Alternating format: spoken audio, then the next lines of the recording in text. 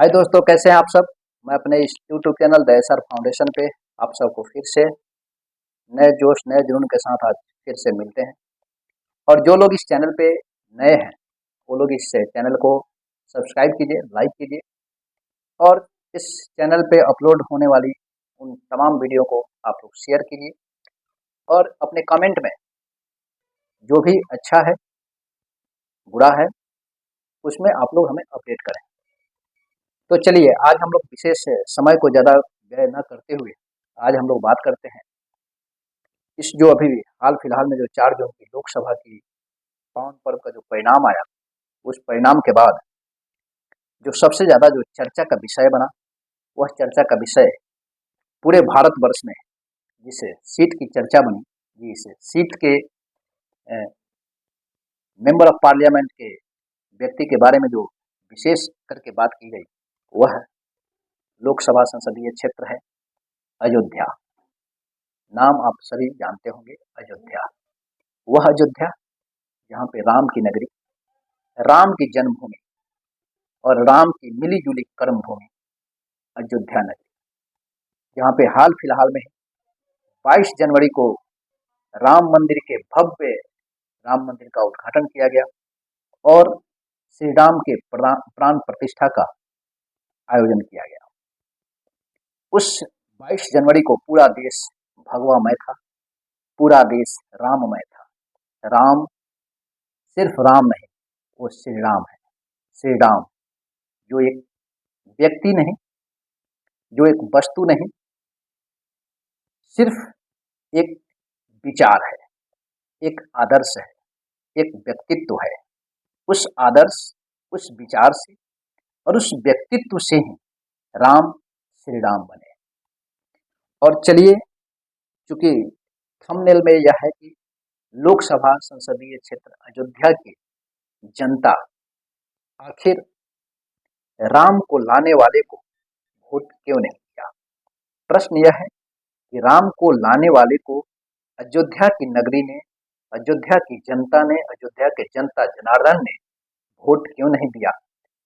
और इस परिणाम के स्वरूप कुछ हमारे हिंदू भाई, कुछ हमारे भारतवर्ष के ज्ञानी पुरुष लोग भी अयोध्या वासियों को भला बुरा कह रहे हैं कि ऐसा अयोध्या वासी क्यों किए।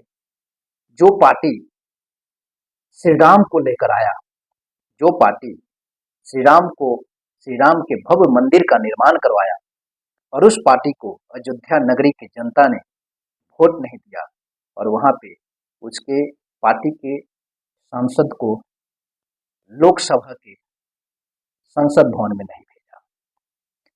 तो दोस्तों, जिन भाइयों ने इस तरह के विचार प्रकट किए और इस परिणाम के स्वरूप अयोध्या वासियों को, अयोध्या नगरी के उन महान जनता जनार्दन को, जो भाइयों ने अब सब कहे, भला बुरा कहे, मैं उन सब से अपने इस चैनल के माध्यम से कहना चाहता हूं कि आप सबको शर्म आनी चाहिए अपने आप पे। आपको शर्म आनी चाहिए खुद पे, आपको शर्म आनी चाहिए अपने हिंदुत्व पे। यह हिंदुत्व, अगर हिंदुत्व की पहचान सिर्फ वोटिंग रह जाए, अगर भगवा की पहचान सिर्फ 1-2 सीट का परिणाम रह जाए, अगर हिंदुत्व का विचार सिर्फ और सिर्फ सिंहासन हो जाए, तो अगर यह विचार है और यही हिंदू और भगवा की पहचान है, तो मेरे हिसाब से अयोध्या की जनता ने जो अपना निर्णय लिया वह बिल्कुल सही लिया। क्योंकि अयोध्या नगरी है श्री राम की, और श्री राम कभी किसी के ऊपर अपने विचारों को नहीं थोपा। कभी उन्होंने श्री राम के जीवन में कभी भी कोई सिंहासन के लिए किसी को दोष नहीं दिया। एक क्षण में जो अगली सुबह जिसकी राज सिंहासन हो रही हो और वह पल भर में वन के लिए चल दिया, वह है राम। वह राम जिसने जनता के एकमात्र कहने मात्र से अपनी गर्भवती पत्नी को वन में छोड़ दिया, वह है राम।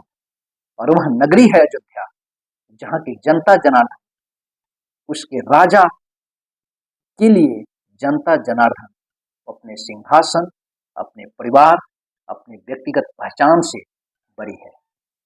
और श्री राम की कल्पना करने वाले उन तमाम अयोध्यावासी को आप लोग आज बात करते हैं कि जो राम को लाए हैं उन्हें हम लाएंगे।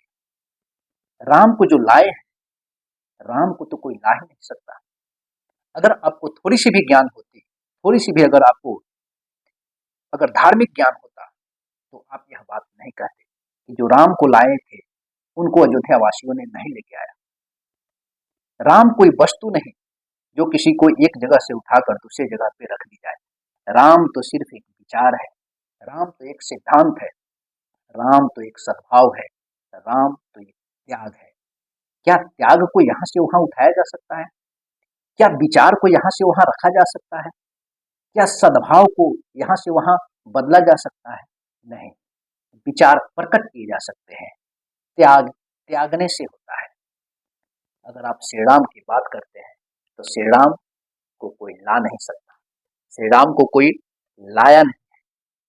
हाँ, भले अपने व्यक्तिगत निजी स्वार्थ के लेके विगत कुछ सालों में जो देश में जो हवा चल रहा है, भगवा लहर, उससे जो लहर बहा रहा है उसको भी पता है कि हम क्या कर रहे हैं। श्री राम अपने जीवन में एक पिता के आदेश को सिर्फ सुनने मात्र से उन्होंने उस राज सिंहासन को पल भर में त्याग दिया। वह व्यक्तित्व था राम का। लेकिन आज अयोध्या की जनता ने बीजेपी के कैंडिडेट को वोट नहीं दिया, जिसके चलते आप सब बोल रहे हैं कि वहां के जो नागरिक है वह हिंदू नहीं है, वहां के जो नागरिक है उनके अंदर में राम के प्रति भावना नहीं है। लेकिन अगर आप इतिहास पढ़ेंगे तो राम के समय में भी वहां की जनता राम के विरुद्ध ही काम किया था, और काम वही किया था जो राम चाहते थे, राम सोचते थे, राम समझते थे। और राम राज्य में और राम के राज्य में यह जनता को पूर्ण अधिकार था कि वो राजा के विरुद्ध बोल सके, राजा को राज सिंहासन से भी हटा सके और राजा को राज तिलक भी करा सके। और उस समय के राजा श्री राम अपने जनता को कभी दोषारोपण नहीं किया, जनता जनार्दन को अपने सर पे रखा। और अभी के राम, जो राम को लाने वाले विधाता लोग जो अपने आप को कह रहे हैं, वह विधाता लोग अगर देखी जाए तो राम को लाने वाले को तो पूर्ण बहुमत तक नहीं मिली, राम को लाने वाले को पूर्ण बहुमत तक नहीं मिली, तो क्या राम को लाने वाला सिंहासन का परित्याग कर देगा? नहीं, कभी नहीं कर सकता, जीवन में नहीं कर सकता, क्योंकि उसने राम के आदर्श को कभी माना ही नहीं। हाँ, हम लोग हैं जो राम के आदर्श को लेके हमले जुमले को लेके चल रहे हैं। राम के आदर्श को अगर मानते हैं और जनता जनार्दन के निर्णय को मानते हैं, तो जनता जनार्दन तो आपको तो दिया नहीं मंडेट। हाँ, आप बड़ी पार्टी बन के हैं, बड़ी पार्टी के रूप में आप हैं, लेकिन आपको पूर्ण बहुमत का वह ताज नहीं दिया जो कि विगत 10 सालों से आपको जनता बना के रखे हुई थी।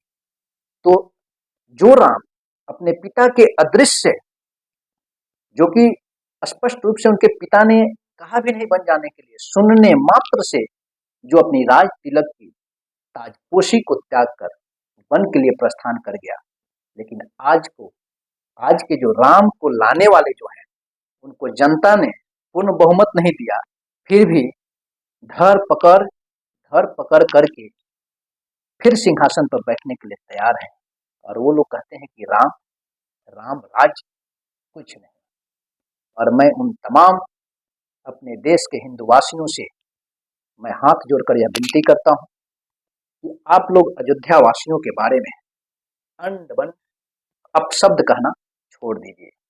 अयोध्या वासियों को अधिकार आज के भारतवर्ष नहीं, राम राज्य के समय से यह अधिकार है। वो जो करेंगे वो उस समय के राजा को स्वीकार था, तो आज के भी राजा को स्वीकार होना चाहिए।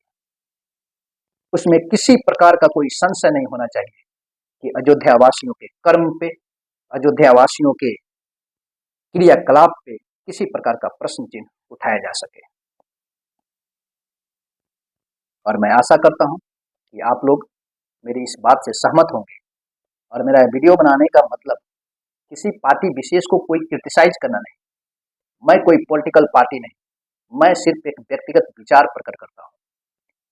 और चूंकि मैं भारतवर्ष का नागरिक हूं और भारतवर्ष के नागरिक होने के साथ साथ मैं एक जिम्मेदार पूर्व नौसैनिक भी, और नौसैनिक पूर्व पूर्व नौसैनिक होने के नाते और भारतवर्ष के नागरिक होने के नाते मुझे यह भारतवर्ष के लोकतंत्र से मुझे अधिकार मिला है कि मैं अपने विचार को प्रकट कर सकूं, चाहे वो प्रधानमंत्री के खिलाफ हो, चाहे वो देश के कोई भी संवैधानिक तंत्र के खिलाफ हो।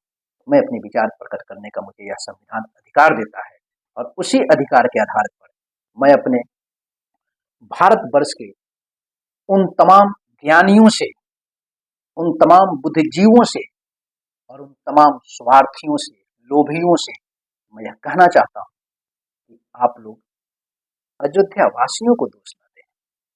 अयोध्या वासी तो वही किए जो श्री राम चाहते हैं, और श्री राम जो चाहते हैं वो अगर कोई कार्य करता है फिर वह किसी भी दोष का दोषी नहीं माना जाता है। राम राज्य में भी राम को और राम ने जनता को सर्वोपरि रखा, कभी जनता के ऊपर दोष नहीं लगाया। लेकिन आज अगर हमारे मन के हिसाब से कार्य नहीं हुआ, अगर हमारे मन के हिसाब से मुझे सफलता नहीं मिली, अगर हमारे मन के हिसाब से परिणाम नहीं मिला, तो सामने वाले में हजार दोष है।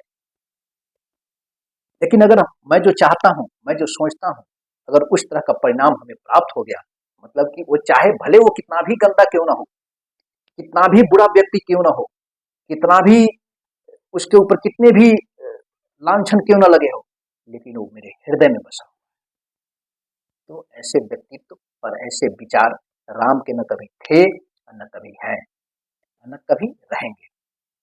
आज जो लोग राम राम की बात करते हैं और हिंदुत्व की बात करते हैं, उनमें बहुत ऐसे हैं जिनको बोला जाए कि हिंदुत्व के ऊपर और हिंदुत्व की परिभाषा क्या है उन्हें नहीं पता। आप हाथ में रक्षा सूत्र बांधते हैं, इसका मतलब क्या है नहीं पता। उनसे अगर पूछा जाए कि धर्म क्या है, नहीं पता, लेकिन वो हिंदुत्व के ऊपर ज्ञान दे रहे हैं, ज्ञानी बने हुए हैं। हिंदुत्व खतरे में है, उसकी चिंता उन्हें पड़े हुई है। उनको एक पैंट पहनने का जिसको ढंग नहीं, वो भी हिंदुत्व की ज्ञान दे रहा है, वो भी हिंदुत्व का ज्ञानी है। हम लोग के जन्म से पहले हमारे बाबा दादा पूर्वज सब थे, कभी हिंदुत्व खतरे में नहीं पड़ा। लेकिन आज विगत 10 सालों से हिंदुत्व पूरी तरह से खतरे में है। तो यह सोचने वाली बात है कि हिंदुत्व खतरे में है, कि किसी का सिंहासन खतरे में है, कि किसी का अपना व्यक्तिगत विचार खतरे में है, या किसी की थोपी हुई राजनीति खतरे में है। यह सोचने वाली बात है।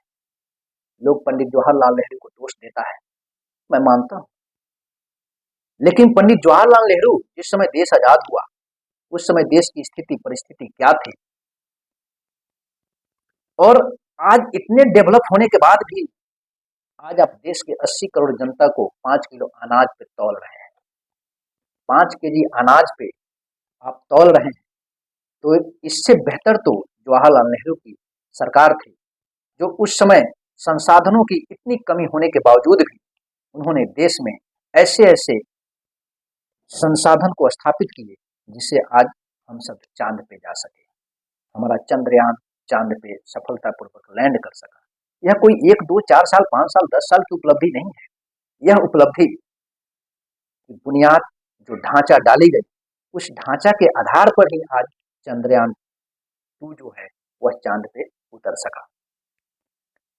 तो पुरानी सारी बुनियादी ढांचों को आप दोष और दोषी करार दें, क्योंकि आप कर वही रहे हैं, आप कर वही रहे हैं जो कि पुराने ढांचा को ही नामकरण करके पुराने ढांचा पर ही नए रूप देकर आप कर वही रहे हैं। तो राम राज और भगवा मैं और एक करके अभी जो 22 जनवरी की जो राम मंदिर की जो प्राण प्रतिष्ठा का जो आयोजन था, अगर उसमें आरटीआई के थ्रू, या मुझे इस बात की जानकारी नहीं है, लेकिन अगर यह जानकारी लिया जाए कि उसमें जो दीप जले, उस दीप जलने और सिर्फ दीपोत्सव में कितने खर्च हुए, अगर उसकी जानकारी ली जाए तो यह जानकारी सरकार देगी कि नहीं देगी, इसमें भी संशय है। उस प्रकरण में पताखा के रूप में पूरा देश कितने करोड़ का मार्केटिंग किया, उसकी डाटा सरकार के पास है कि नहीं, यह भी संभव नहीं है। लेकिन आज मैं जानता हूं कि कुछ ऐसे लोग मेरे इस बात से मैं जानता हूं कि उन्हें मिर्ची लगेगी, उन्हें इस बात से थोड़ा सा भी उन्हें नहीं पचेगा मेरी ये बात को, उन्हें मैं देशद्रोही लगूंगा, उन्हें मेरी बात देश के विरुद्ध होगा। मैं सब कुछ जानता हूं, लेकिन मुझे फर्क नहीं पड़ता, मुझे रत्ती भर फर्क नहीं पड़ता कि किसको क्या लगेगा। मैं वही करूंगा, मैं वही बोलूंगा जो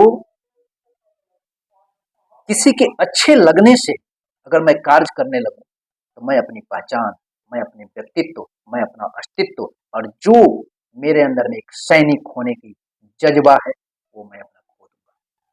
तो मैं कोई भी कार्य किसी के अच्छे लगने से, मैं कोई भी अपना वक्तव्य किसी के कान को सुंदर लगे उस लिए मैं वो भाषा बोलूं, उस लिए मैं वो शब्द बोलूं, ये नहीं हो सकता, ये कभी नहीं हो सकता।